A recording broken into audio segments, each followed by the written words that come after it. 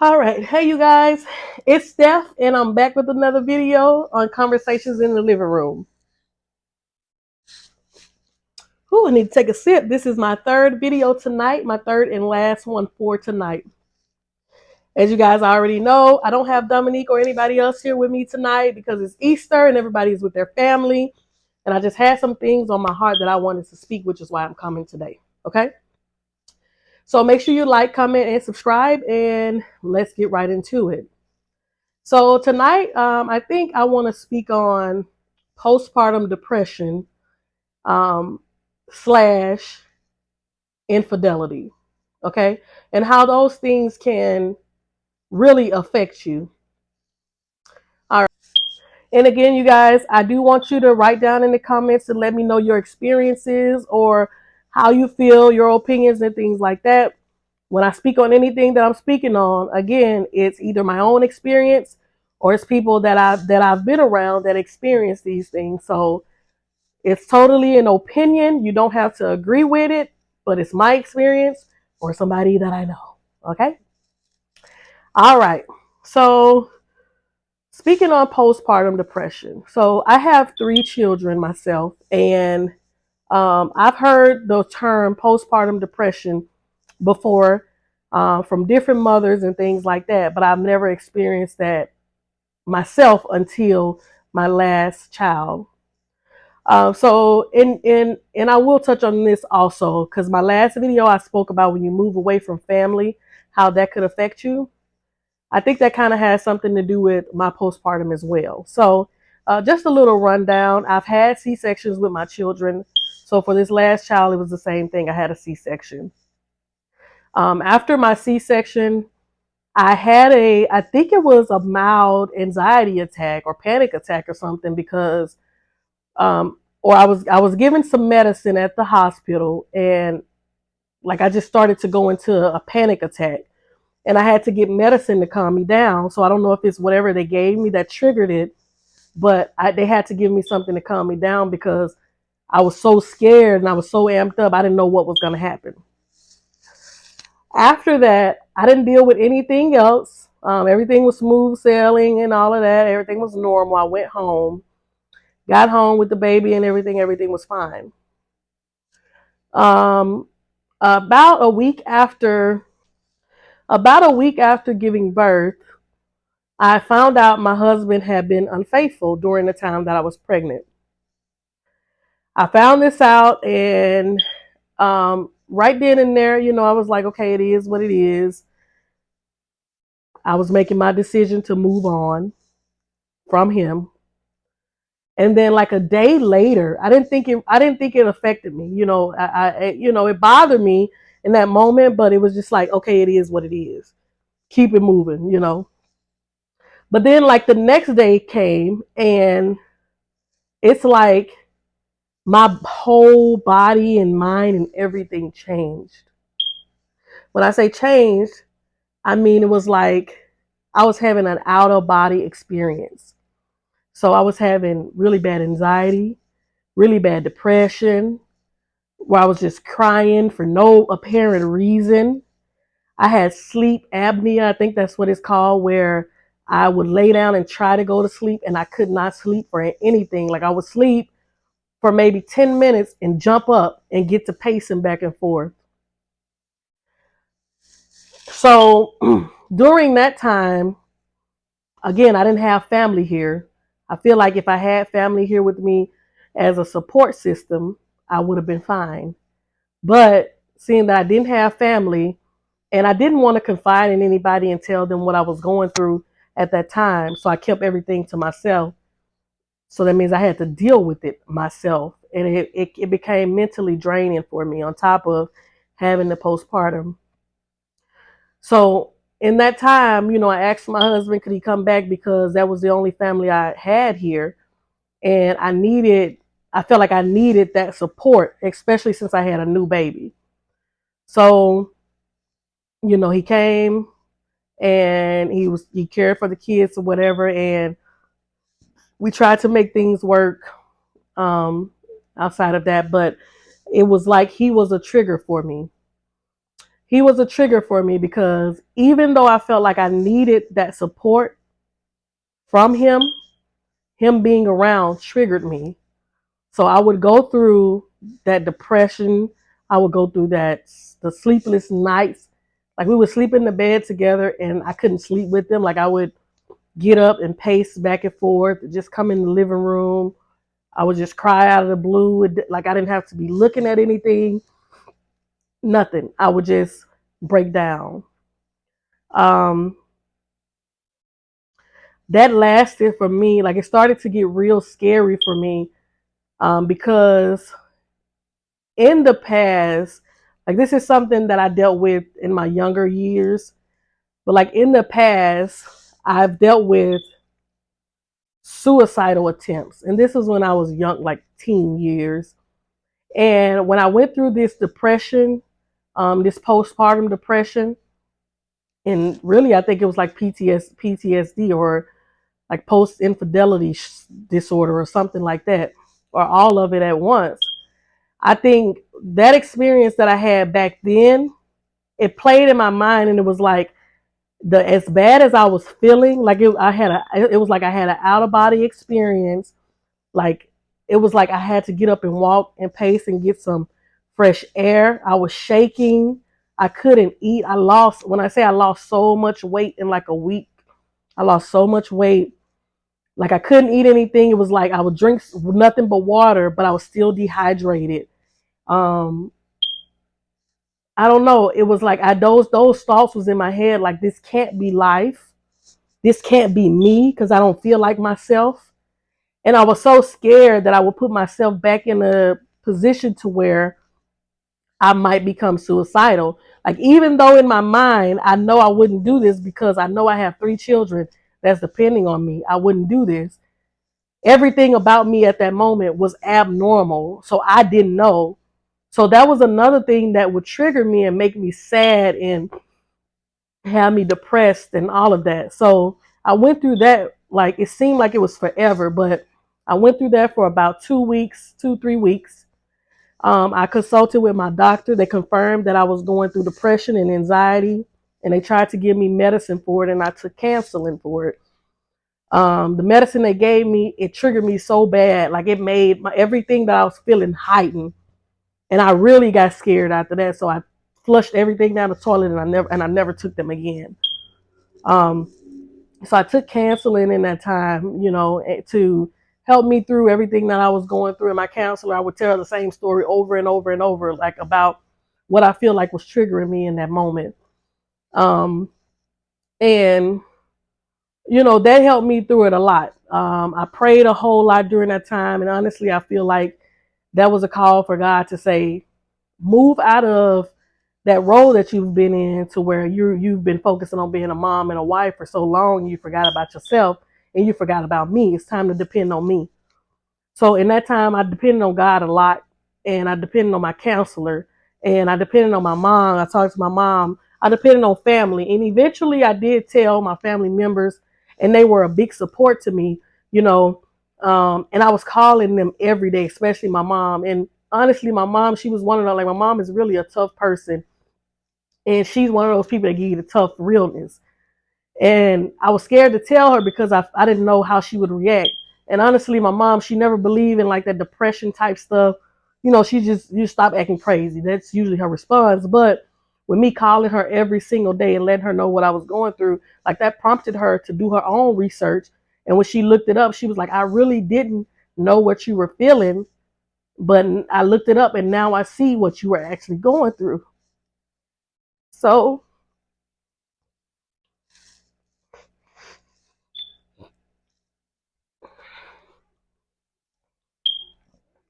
even during that time, I couldn't, like, honestly, I think it's a bit of memory loss there as well because even in that time, I couldn't bond with my son. Like, I couldn't hold him.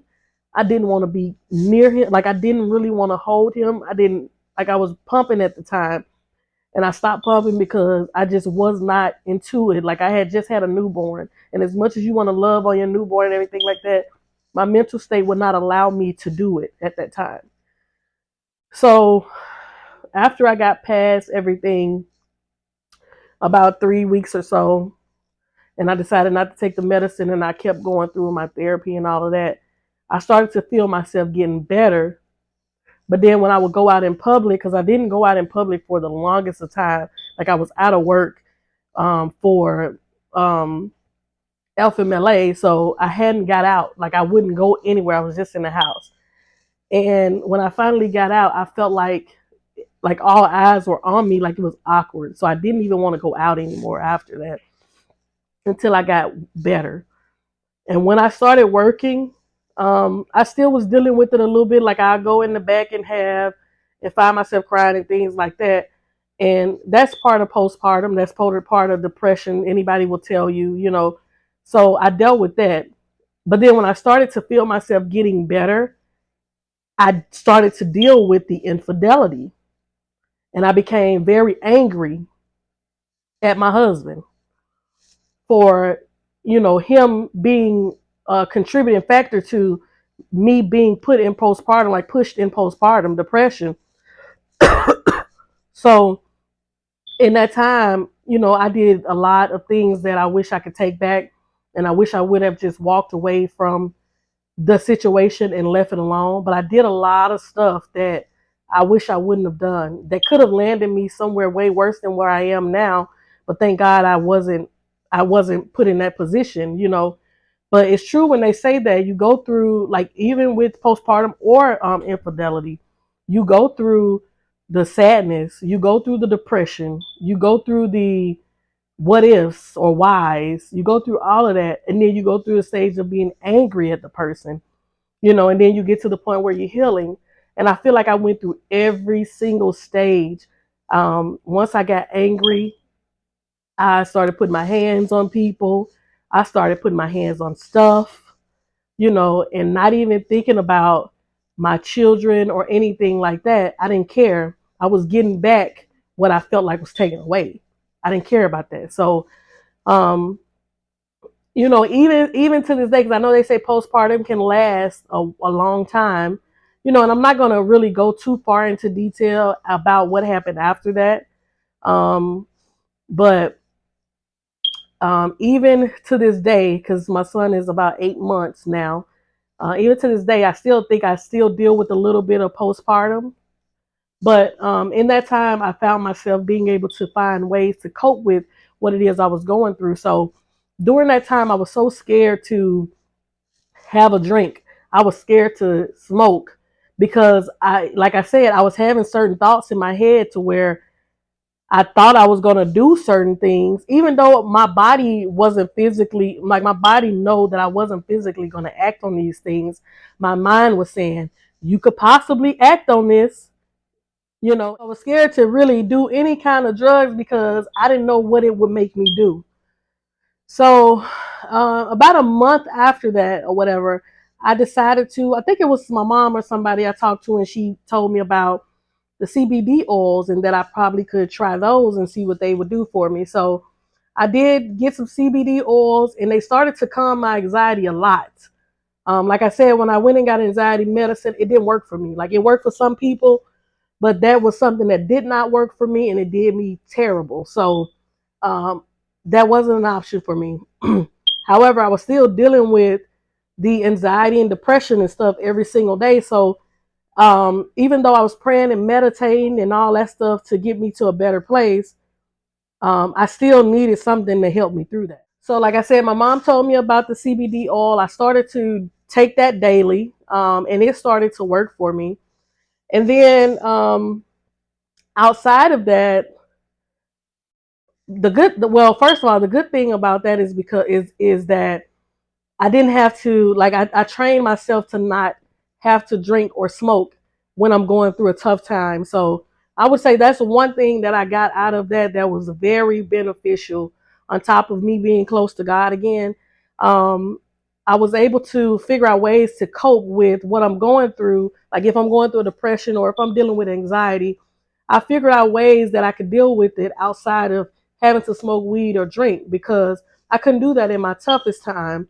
I had to find other ways. So Now when I go through those times, I do like breathing exercises and stuff like that, or I read, or walk or something like that, or mainly just think about my children and how this situation compares to them. Like nobody compares to my children, and I shouldn't allow anybody to put me in a state of mind to where I feel like I could be taken away from them. Like, with their what they decided to do with their actions, to put myself in a position to where I will be pulled away from my kids. So putting them at the forefront along with God turned me around tremendously. So on top of this, what I would ask you guys to take out of this is when you hear somebody say they're going through depression, believe them, because a lot of people commit suicide from stuff like that. Even though I never gotten to that point where I actually did it, I attempted it. So even the strongest people that, you may call for advice, or they may seem like every day is perfect for them. Usually those are the ones that's dealing with depression behind closed doors. So when a person tell you they're going through stuff like that, believe them. Don't call them crazy. If it's something you don't know about, research it and find out about it. Before you call them crazy, because stuff like that, judgmental stuff like that, will make a person go ahead and off themselves. I'm not that type of person where an actual person can push me to do something to myself. I think back then it was my own thoughts that pushed me to that point because I'm an overthinker. But now I wouldn't dare put myself in that type of position because I have other people to live for. When I decided to do that, I didn't have any children. I think I had my daughter, and she was very young, so I wouldn't dare put myself in that position again. But I would ask that you guys take away from this that postpartum is a real thing, and also infidelity is a real thing. And when you're cheating, when you and your spouse are cheating on each other, when you find that out, a lot of times it don't affect you. But when you're being faithful to a person, and you think they're being faithful to you, and you find out they're not, and you're putting your all into it, and you find out you've been betrayed, because that's what it is. That's a killer. Like that takes you through a grief. Like if a person has ever lost somebody, and when a person betrays you, that makes you feel like you're literally going through grief. So and I've heard this from a person that actually lost somebody before, and they agreed that it feels like grief. They lost somebody and they've been cheated on before, and the feeling is the same. So understand that when you're breaking up, first of all, when you're breaking up homes, regardless of if you feel like it's happy or not, when you're breaking up home or contributing to a person breaking up a home, understand that the state that a person could be, you never know the state a person could be in. Honestly, you don't know if a person, like the person that decides to cheat with somebody's spouse, whether it's a woman or man, you don't know where that person mental is. A person could kill you for dealing with, because they feel like you're trying to break up their home. You might say all day, he knew he had a family. Yeah. But even if you didn't know, that could put you in a dangerous situation. Like people don't think about stuff like that, but that's a real thing. You've seen things like that on TV and everything. So I would say for people to, first of all, understand what you're getting yourself into when you do those type of things, because when a person go through infidelity and betrayal and they've been 100 with that person, and they didn't know what was going on and they weren't playing over a person's head, you don't know what the outcome could be. Yeah, but you don't know where a person's head is. You don't know where a person's mental is. I heard one of my homegirls say that when she was dealing with this guy and he had a girl, the girl told her, like when she stopped dealing with, I guess after a while when my homegirl stopped dealing with the dude, she said the girl told her that one day I was contemplating waiting outside for you to come out your house and I was gonna bust your head. And when I went through my situation, I literally thought the same thing. Like I wanted to hurt this person, like I felt like they were trying to hurt me. But in reality, when a person is dealing with your spouse, that's not even, like, you're not even their thought, to be honest. And it's sad to say, but you're not even their thought. They're enjoying the moment. When a person is lying to you about what's going on and how they feel about you and all that, it's understandable. So I would just say consider all parts for a person that's indulging in that. Consider all parts because you don't know where a person mental is. Myself, I'm all about woman power, so I had to bring myself back to see why is it that I felt this way about a person that I really didn't even know, and how I didn't want to hurt another person, let alone a woman or a mother, and take them away from their kids. So I would just say look at the whole situation, when you're going into a situation like that, because a lot of times these men or women, they ain't being honest with one another. They just telling you what you want to hear. That's one thing. And also understanding that when a person tell you that they're actually going through something, and this just goes back to postpartum or depression just itself, believe them and try to be, encouraging words to them. You never know what it is that you could say to a person that will either push them over the edge or that will pull them back from that ledge. So I would say when a person is telling you something that they're going through, take heed to it and do what it is you feel like you can do to help them in that moment, because you never know how that will benefit to their situation. So that's what I have to say on that. That's my experience with that. You guys, like I said, continue to comment. Let me know how you feel about the topic, if you've ever dealt with that, and what else you feel like we should speak on. Until next time, thank you for watching Conversations in the Living Room. We'll see you next time.